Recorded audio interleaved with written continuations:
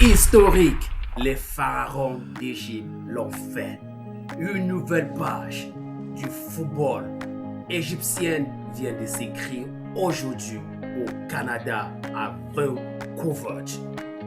Depuis les décennies, les Égyptiens ont essayé et finalement, aujourd'hui, ils ont obtenu leur toute première victoire dans une phase finale de la Coupe du Monde. C'est à féliciter. Bravo les gars. Les choses ont pourtant mal commencé pour l'Égypte face à une équipe de la Nouvelle-Zélande super organisée. Ils ont été menés, bousculés. Il a fallu faire appel au génisme de Mohamed Salah, Mamouche, Trezeguet et surtout le coach égyptien qui a su faire les bons remplacements, qui a su à quel moment il fallait faire ses remplacements et ces remplacements ont payé cash. La Côte d'Ivoire, le Congo, le Sénégal, l'Égypte vous parle. Quand on domine un match de football, surtout à la Coupe du Monde, on tue le match et c'est ce que l'Égypte a fait.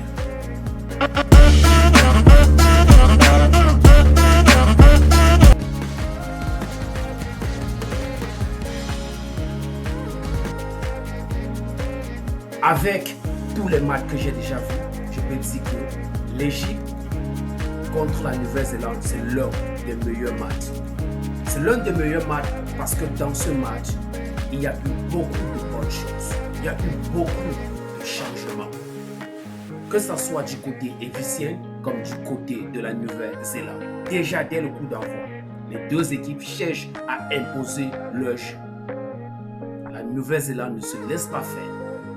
Ils sont physiquement prêts et ils partent au duel. L'Égypte de son côté cherche à imposer son rythme de jeu, ce qui est basé sur la circulation des balles dans les côtés, là où on peut retrouver Mohamed Salah à droite et à gauche on peut trouver Mamouche. Cette circulation ne va pas durer pendant longtemps. L'Égypte sera punie à la 15e minute.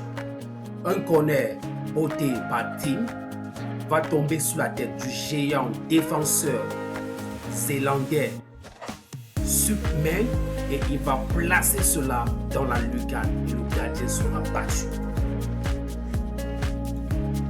Nouvelle-Zélande 1, Égypte 0. Mohamed Salah et les siens vont monter d'un cran. Mamouche va créer beaucoup d'occasions. Mamouche va se mettre à fond, ainsi que Salah. Le jeu va devenir très très musclé. Et c'est comme ça que, à la 17e minute, l'Égypte va écoper d'un carton jaune. Et l'Égypte, malgré le carton jaune, va continuer à mettre la pression sur la Nouvelle-Zélande, ce qui va forcer les Zélandais à faire des erreurs bêtes. Ils vont écoper de 2 cartons jaunes à la 20e minute et à la 34e minute. Les deux équipes vont continuer à se battre, mais la danse du milieu de terrain sera très très physique. À la 40e minute, un joueur égyptien, Randy, est obligé de quitter ses coéquipiers. Le match était vraiment physique au niveau du milieu du stade. Il fallait vraiment être solide pour faire partie de ce match. Et généralement, quand le match est très physique, les fins techniciens comme Mohamed Salah et Mamouche ne sont pas très présents. Parce que physiquement parlant, ils ne sont pas généralement au rendez-vous. Alors, à la fin de la première mi-temps, l'Égypte a fallu prendre le deuxième but. Cela devrait être très très dangereux sur le moral, la psychologie des joueurs. Partir au vestiaire étant mené à 2-0, ça devait être autre chose.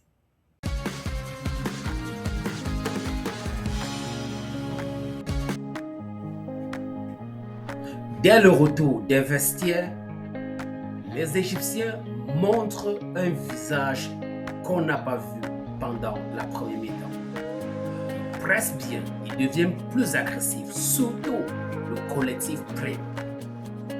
Et il faut attendre la 57e minute pour voir un centre délicieux et millimétré de Hani trouver la tête de Mustapha Ziko et il place une tête décroisée et le gardien zélandais est battu. Ça, c'est la remontada.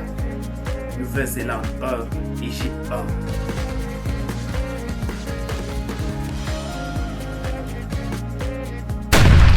Merci de nous supporter au quotidien en regardant nos vidéos et surtout n'oublie pas de t'abonner. Si tu es nouveau ici et que tu aimes ce que nous faisions, abonne-toi pour ne pas rater la nouvelle vidéo.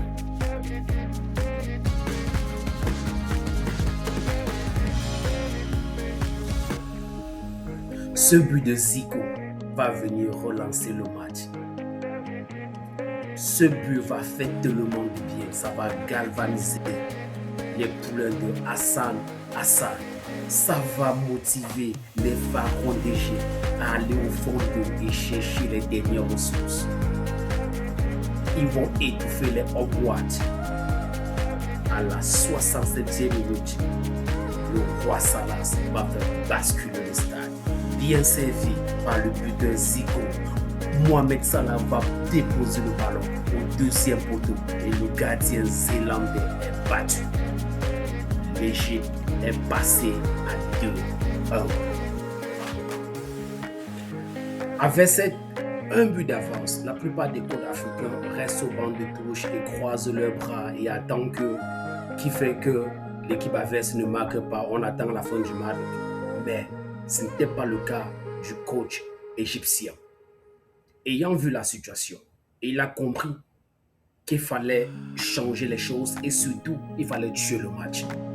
Il a remplacé Mamouche qui avait pratiquement tout donné. Il a aussi enlevé le buteur Ziko qui avait aussi pratiquement tout donné. Parce qu'il faut dire que l'équipe égyptienne était en train de mener. Et c'est à l'avantage de l'Égypte de mettre les joueurs qui sont capables de jouer de façon offensive et aussi de rentrer barré. Parce que là, nous sommes pratiquement à la 75e minute du jeu. Mamouche et Ziko n'ont plus assez de jeu parce qu'ils ont tellement fait le va-et-vient. Alors, c'est là où le coaching payant. C'est là où le coach fait la grande différence. Pas comme dans les autres matchs, on change 3 joueurs et parmi les 3 mettre 2 avant-centres et nous sommes à la 80e minute du match et le coach ne réagit pas. Alors ici, le coach égyptien n'est pas resté les bras croisés. Il a compris qu'il était en train de mener et qu'il fallait préserver ce score. Alors, il va enlever ces 2 joueurs, Mamouche et Ziko, et il va faire entrer Hamza et Trezeguet. Hamza et Trezeguet qui viendront changer la physionomie du match. À la 82e minute, juste 7 minutes après son entrée, un bon centre du roi Salah, le pharaon King va déposer le ballon, un corner bien botté sur la tête de Trezeguet. Et Trezeguet c'est un tueur. Pour ceux-là qui connaissent Trezeguet c'est un killer. Il ne perd pas le temps, il a mis le ballon dedans, premier poteau. Et là, l'Égypte a tué le match. L'Égypte a tué le match. C'est ce qu'on demande aux équipes africaines de faire. Quand il y a la domination, il faut tuer le match. Il ne faut pas perdre le temps. Et tu vois là maintenant, là, ils ont 2 longueurs d'avance. Et nous sommes à la 82e minute du match difficile pour les Hogwarts de la Nouvelle-Zélande. Comment ils vont égaliser cela? Et comme cela ne suffisait pas, à la 84e minute, le coach Ossan Hassan remplace le buteur Mohamed Salah. Non, j'aime trop le code égyptien. J'aime trop le code égyptien. Il comprend qu'à ce niveau, on n'a plus besoin de gens qui vont défendre parce qu'ils vont mettre la pression. Les gars vont jouer leur va-tout. Alors l'Égypte passe de l'état confidence à état coffre-fort. Il sécurise la défense. Salah sort un joueur offensif, Salah sort qui est un joueur offensif et un joueur défensif qui entre. Il passe à mode solo béton. Non, au Salah, gars, tu connais le ballon. Ce gars connaît le ballon. Et avec cela, tu vois, tu as vu comment l'équipe de la Nouvelle-Zélande n'a pas pu marquer même un seul but. Parce que vraiment, ils mettaient la pression. Mais la défense était solide. La défense était caillou. La défense était en béton. Tu vois qu'ils ont géré tranquille. Ils ont géré tranquille, les gars. Et c'est ça là qu'on demande à nos coachs. D'être spontané. De ne pas venir dans un match avec un plan. Il faut venir avec un système. Et il faut savoir, comme tout système allait faillir. Il faut juste ajuster. C'est simple, mais difficile à faire. Et cette victoire historique, ajoutée au match nul que l'Égypte a fait contre la Belgique, place l'Égypte au sommet de cette poule. L'Égypte est premier. L'Égypte est premier de sa poule, les gars. Il y a les fortes chances que l'Égypte va jouer les 32e de finale. Et nous souhaitons bonne chance à l'équipe égyptienne. Et nous demandons à son coach de continuer à travailler parce que vraiment, cette année, il faut qu'au moins une équipe africaine atteigne la finale. Et à toi, merci d'avoir regardé la vidéo jusqu'à la fin. Si tu n'es pas encore abonné, abonne-toi et surtout, mets le petit pouce. Cela nous fera beaucoup plaisir. À la prochaine vidéo.